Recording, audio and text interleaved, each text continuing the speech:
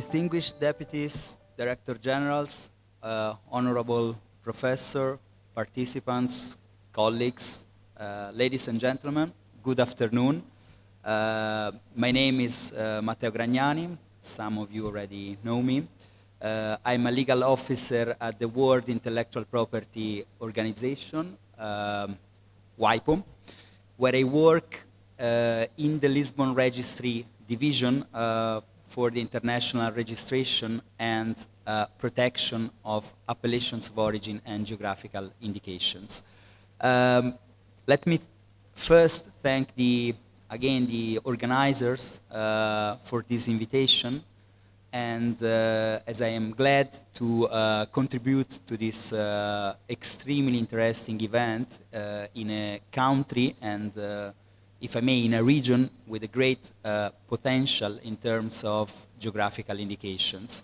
And I can wait to discover and taste some of them later this week. Today I will briefly tell you about the main advantages of our WIPO Lisbon system to get your GI protected and recognized at the international level. And I'll also tell you about some of our WIPO projects to develop individual GI schemes. I'll tell you about the main lessons we have learned to develop successful GI schemes. And I'm also happy to see today and this week with us there are many representatives by countries who are among the first proud members of our Lisbon system. But I also see representatives from countries whom I want to consider or are already in the process of joining our system. Now, let me tell you that I very much looking forward to the discussions, also including the bilaterals discussions with all of you to see how, as WIPO, as Lisbon Registry Division, we can assist you in both the process of acceding to the Lisbon system and also in developing individual GI schemes. Now, what is the Lisbon system? The Lisbon system, in short Lisbon, today is the global system to get your GI recognized and protected at the international level. Now, to understand Lisbon, we have to take a step back and be sure we really grasp, we really understand the concept of geographical indication. I'm sure many of you are already experts, but I'm also sure that it's useful to refresh.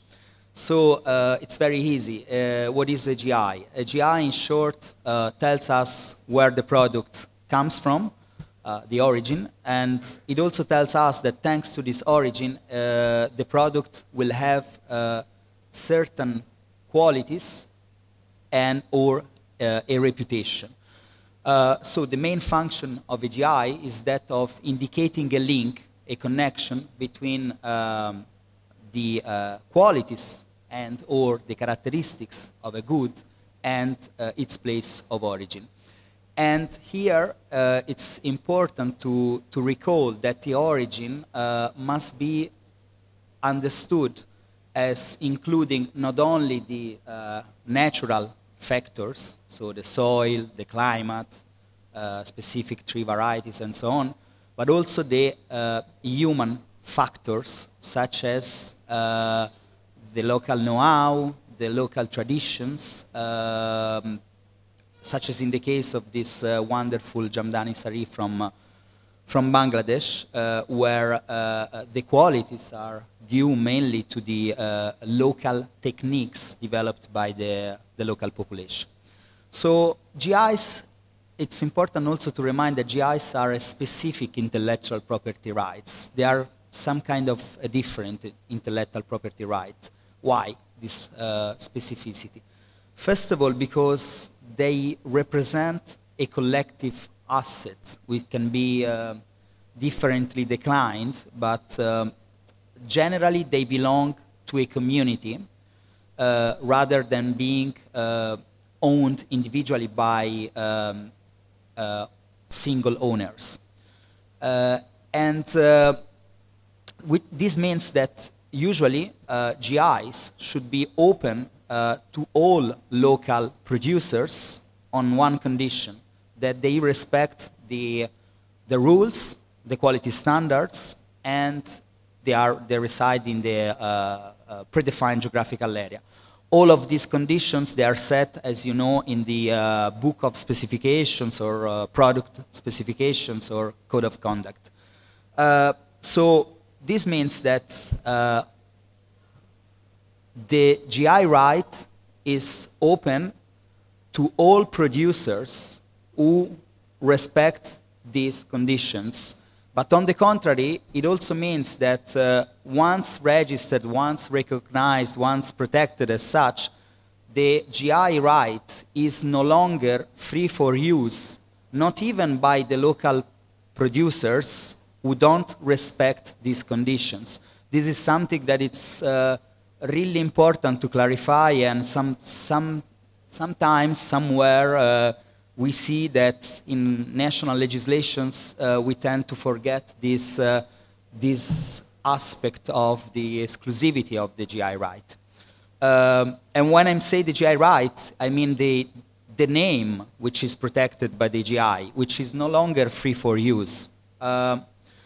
And then also as a further consequence, the other typical feature of the GI is that being linked to the place of origin, the GI right cannot be sold, transferred, licensed, and so on, cannot move out of the area of origin. Having said that, why geographical indications are so important? First of all, because they ensure reliable information on the origin-based qualities of a good, ensuring this information and meeting this increasing consumer demand, market demand for traditional high-quality local products. And by doing so, you already know that GIs somehow they capitalize added value, so they help producers secure the so-called premium price. And why? Well, because the higher is the reputation of a good, the higher will be its commercial value on the market. And also because GIs are, they prove to be a powerful storytelling tool. For instance, through GI certified products, producers, they can convey to the market the message that they are abiding by, they are respecting sustainable production practices, and they can be GI producers, they can be rewarded for this.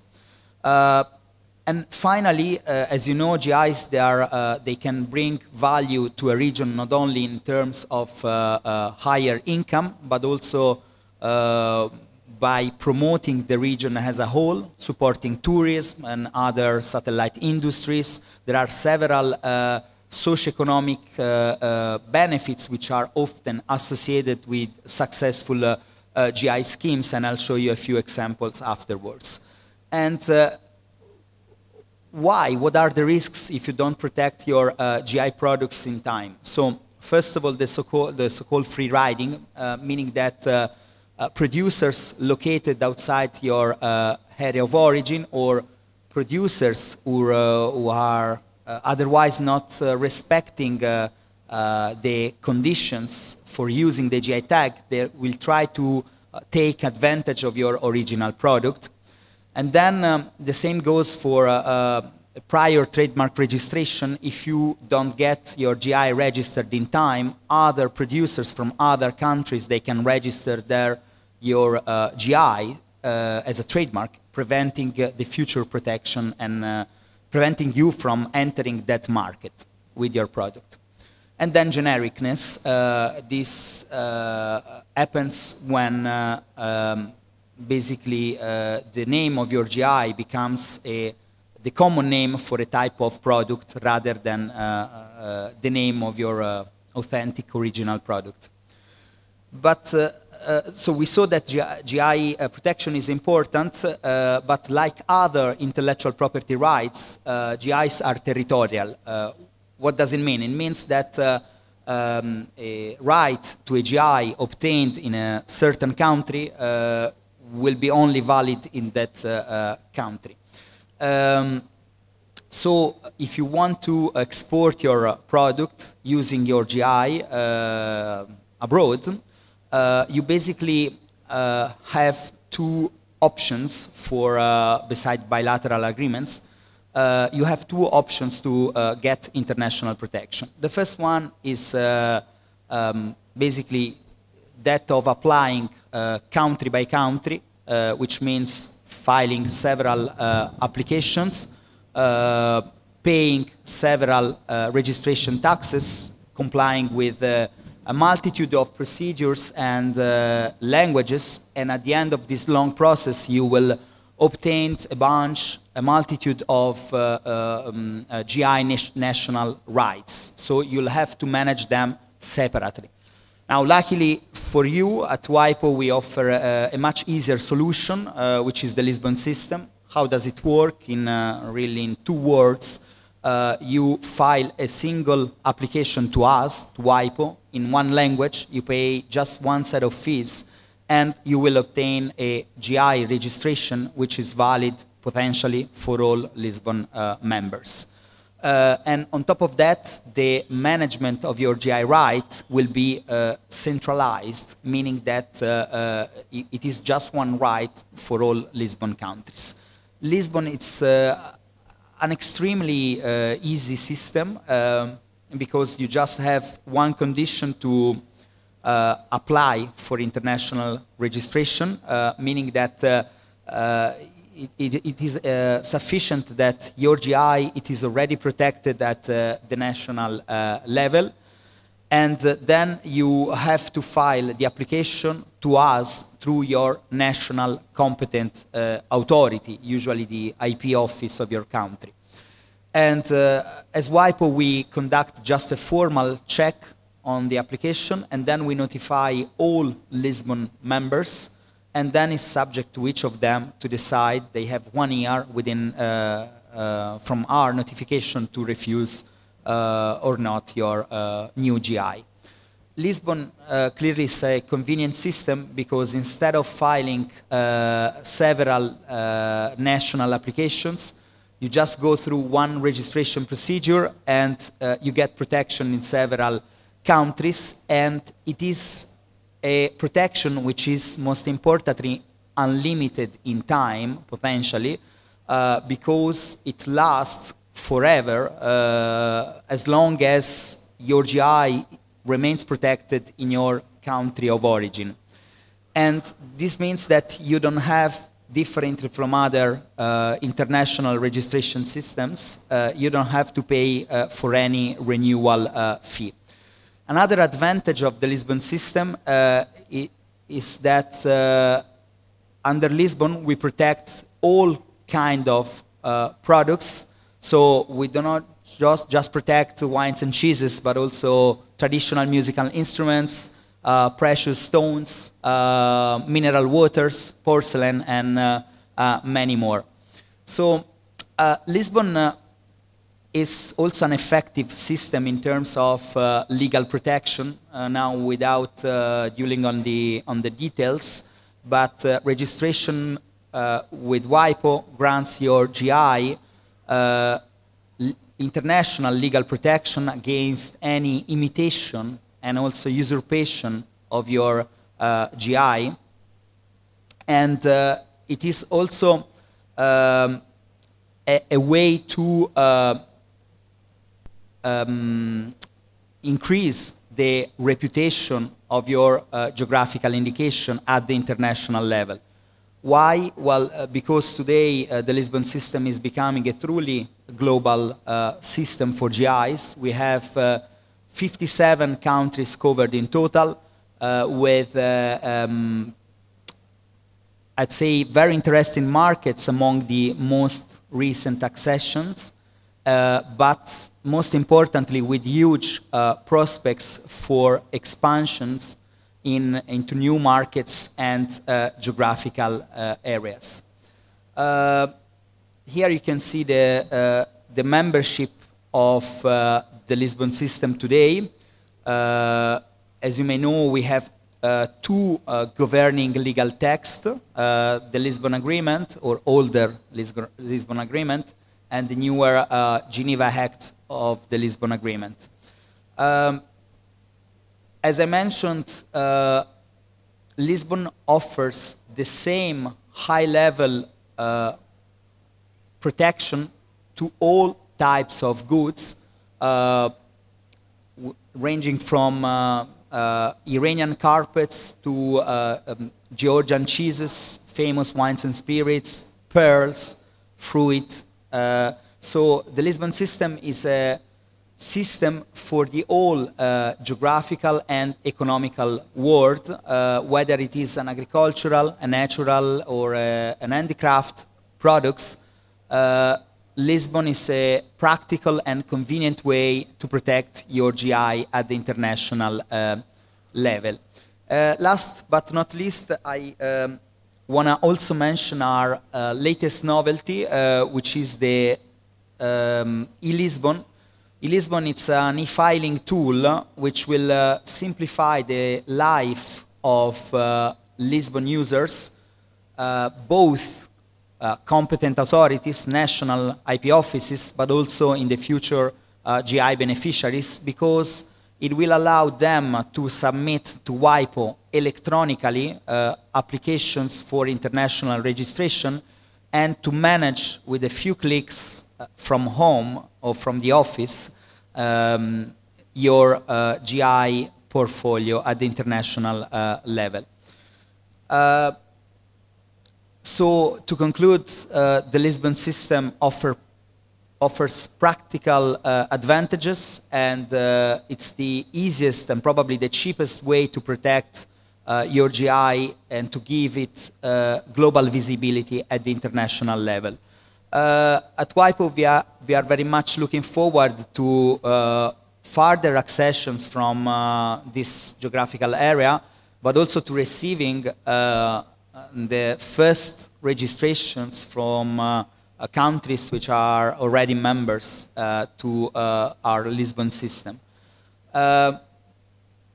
Last but not least, I wanted to briefly mention some of the ongoing WIPO GI projects that we have undertaken for the development, registration, and subsequent commercialization of new GIs with the support of the funds in trust by China, and also in collaboration in some areas with some other UN agencies such as FAO.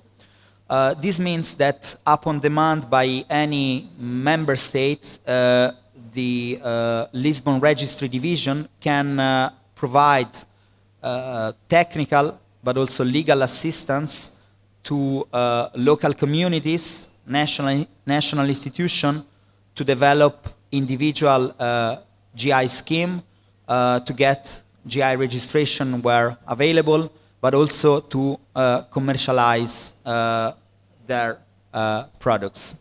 So I'll start by our very first project concerning the Cotrung pomelos, which is a fruit whose specific sweet taste is due to the soil of the land of origin, a small island in the Mekong River, and I feel I'm talking under the control of more competent people, but please correct me if I'm wrong.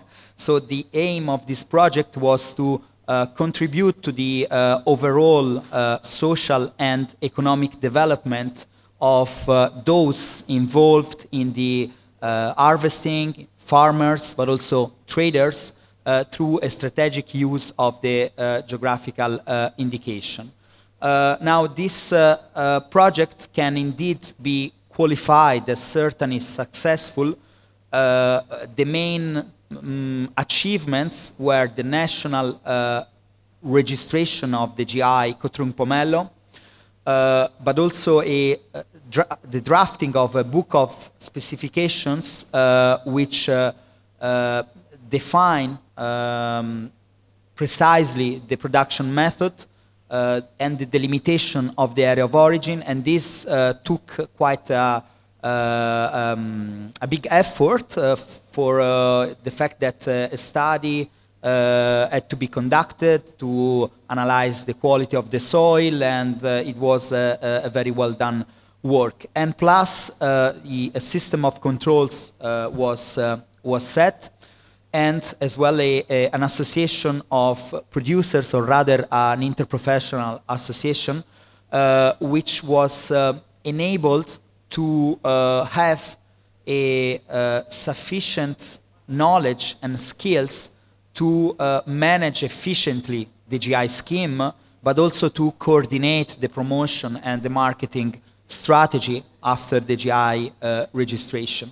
So the results of this project are, and can be seen already, are an increase in the production volume, an increase in the sales, and also some positive socioeconomic benefits. Among them, I can mention women empowerment in the context of the GI scheme, as the main let's say, roles were covered by women in the context of the GI scheme, and also tourism. Now, you can see some of the figures of this GI scheme. Are the most updated, considering also the COVID situation. But as you can see, from 2017 to 2011, there was a major increase in the number of Cotrung Pomelo sold. Same for the price at farm gate, and as for the average income for per producer, and also you can notice the premium price that GI tagged Cotrung Pomelos can benefit from compared to pomelos without the GI tag. Second, I wanted to mention an ongoing project we have on the Mat de Casamance, which is a wild fruit from Senegal. Here again, we aim at contributing at the overall socioeconomic benefit of all those involved in the, let's say, production and trading chain, starting from harvesting, passing by picking, transformation, processing, and commercialization of this product. We are now still in the pre-GI registration phase, but already we can see some positive achievements, and I think that the Mat de Casamance is a good example of how a GI scheme can also foster the adoption of sustainable practices in terms of environment and also social issues. So I can say that the producers and other stakeholders that they gathered together to draft the main elements of the book of specifications, they took a special attention to these aspects, embodying certain rules to that end, the end of sustainability in a broad sense. And they are now establishing the GI association,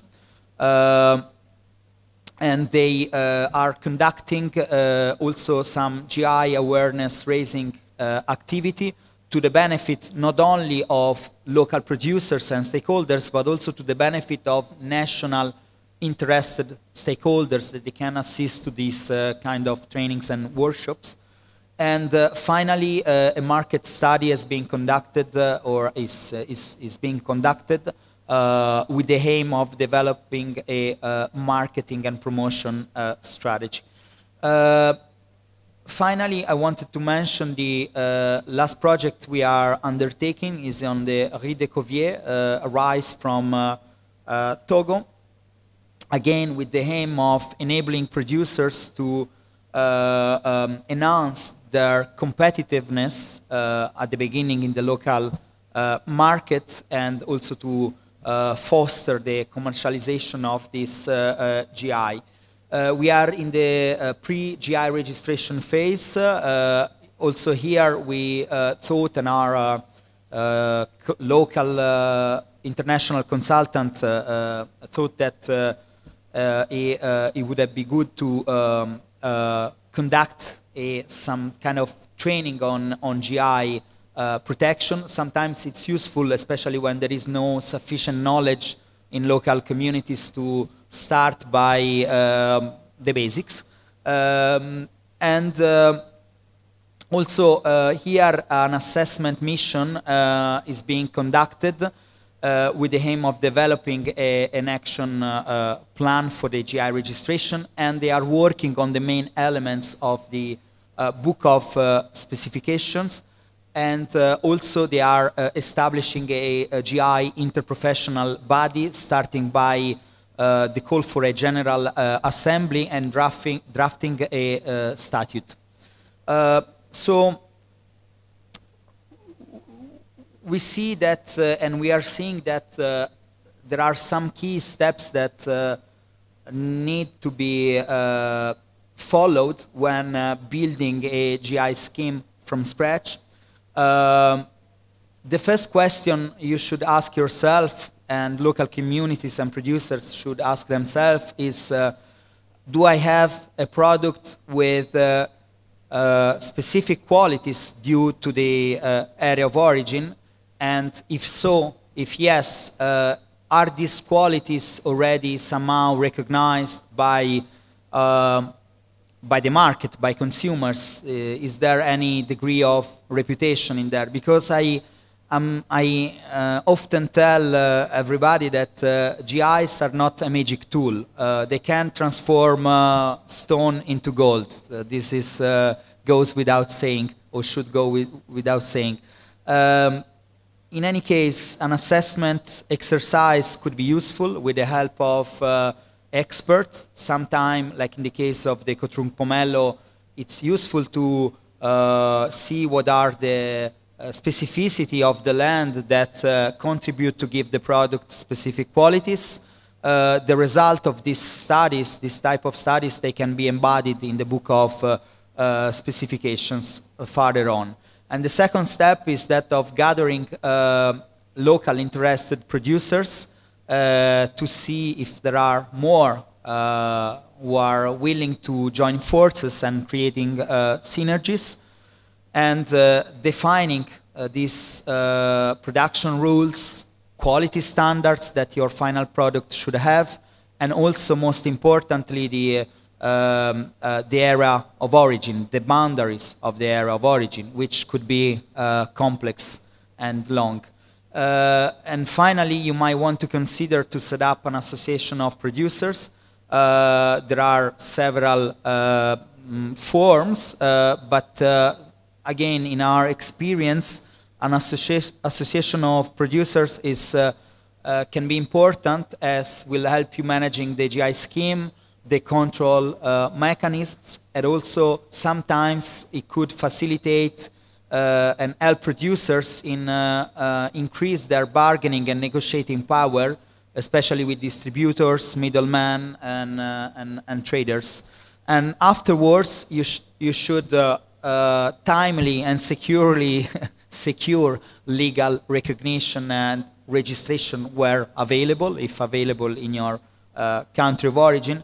And also, it's important to set a system of controls. Why? Well, because the consumer is expecting that your GI product, with your GI product and behind the GI tag, will find the those qualities that you are promising to them.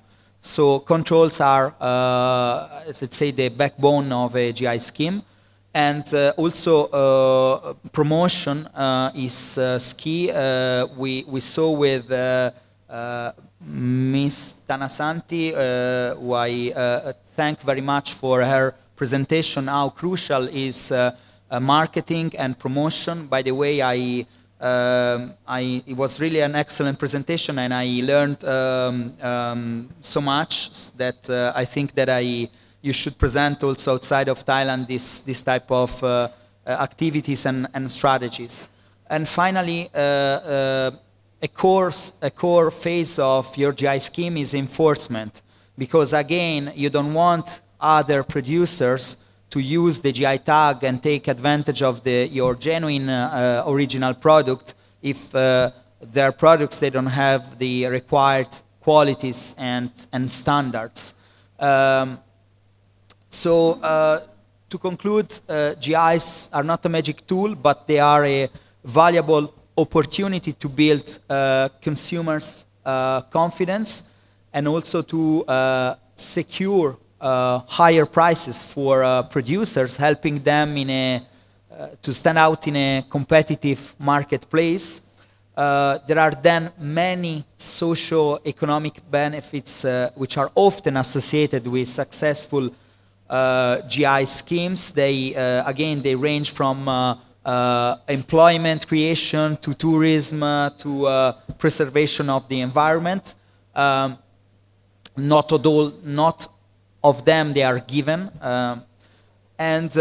Finally, since the Lisbon system today has already become the global GI system, many producers in many countries, they can consider to use it to get international protection, but also to get international recognition and to enhance their reputation in the global market at a minimum cost. With this, that's all from my side. And of course, I remain at your disposal for questions now, but also all along this week.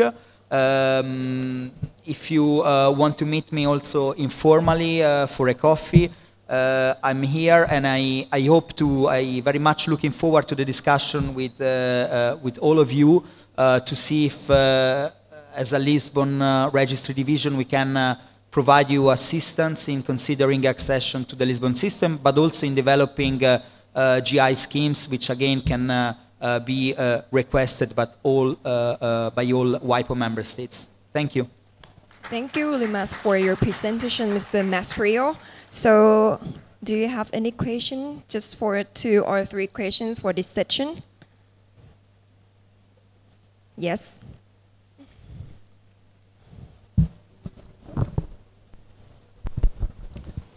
Yeah, thank you, Matthew, for your excellent presentations. So I have a short questions in this issue. Actually, you showed the Lisbon system is like other WIPO system. It's the older one, but we see that the member of the countries of this system is too low. What's the reason behind this? The member state is not interested to join this party. Is there any like challenges to join these systems or any obstacles? Did you get my point? The number of the members of the Lisbon system. So no, you know, the Lisbon system is old systems, not a new one. Like, but we see the member is like 30 and 37.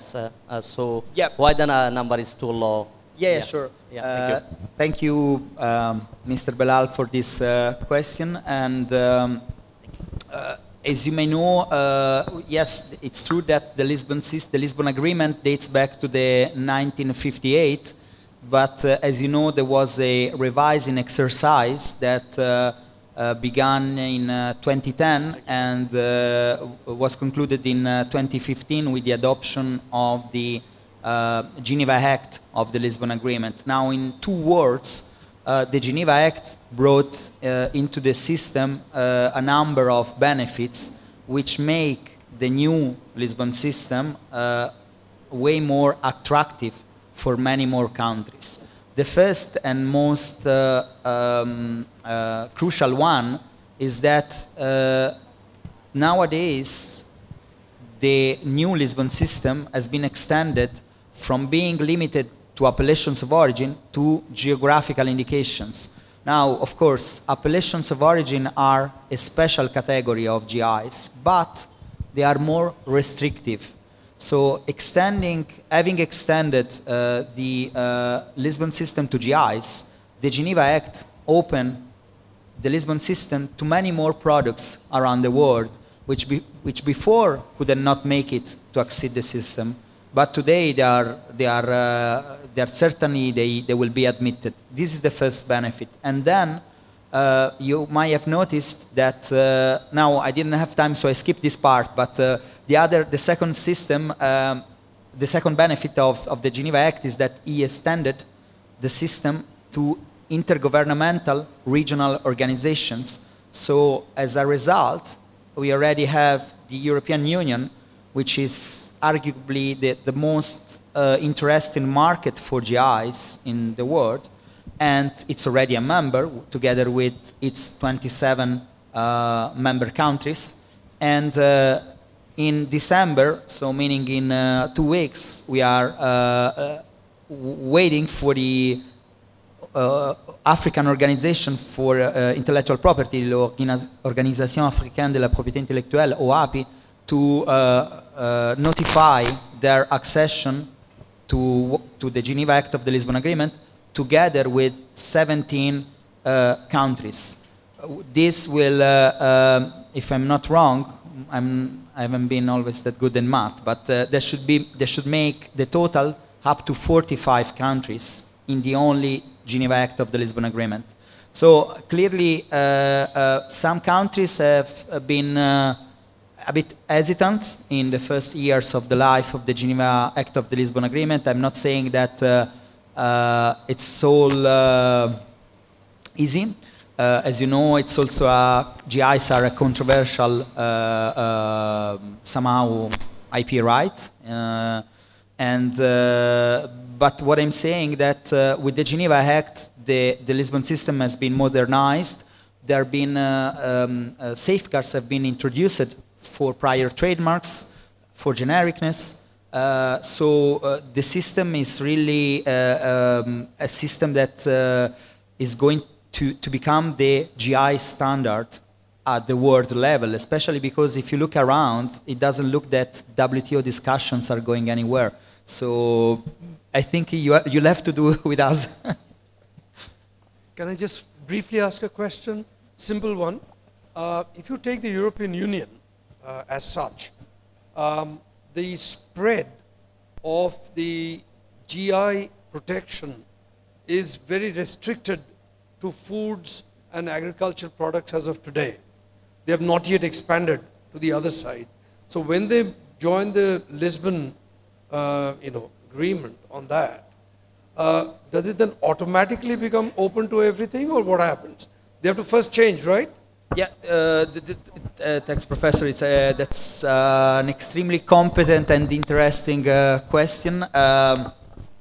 So, yes, under the Lisbon system, as I said, we provide protection, and you should provide protection as a member to GIs for all products, not only agricultural and foodstuff products.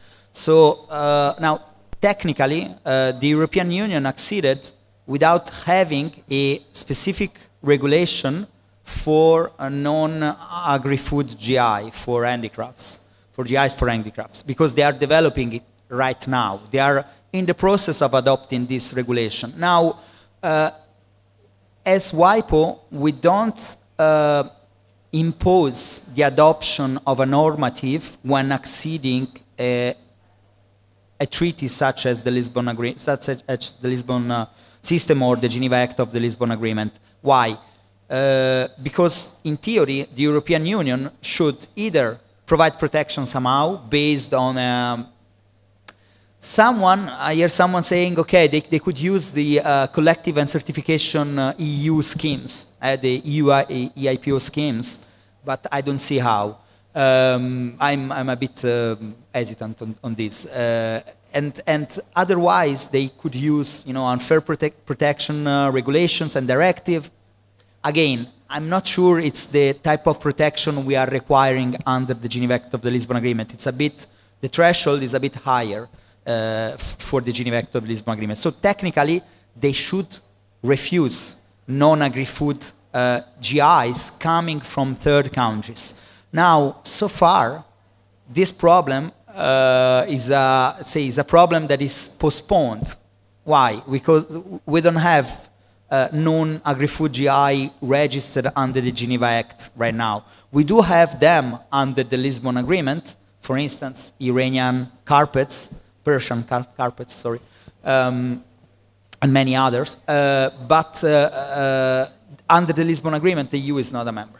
So the problem will arise, the first GI or AO coming into the system for Geneva Act members, and the EU hopefully will already have a regulation to that end. Again, I also have, perhaps this is more kind of a personal as a lawyer. The Geneva Act as a peculiarity, it is a treaty which defines the substance of the content of protection. The scope of protection is defined in our treaty. So in theory, this content of protection is kind of directly applicable in Geneva Act members' territories. But this obviously it's up to the discretion of national authorities. I hope this answers your question. Any questions? So, all right. Thank you very much, sir. My question is, the membership of the Lisbon Agreement, only the country, or can be down to any, for example, here in Korat we have 11 GI members. I mean, only nation, which means Thailand, and then, yes. Okay, no, it's a membership limited to countries and intergovernmental organizations. It's not open, unfortunately, to local communities, province, of this type of entities. Thank you for your presentation, Mr. Matteo.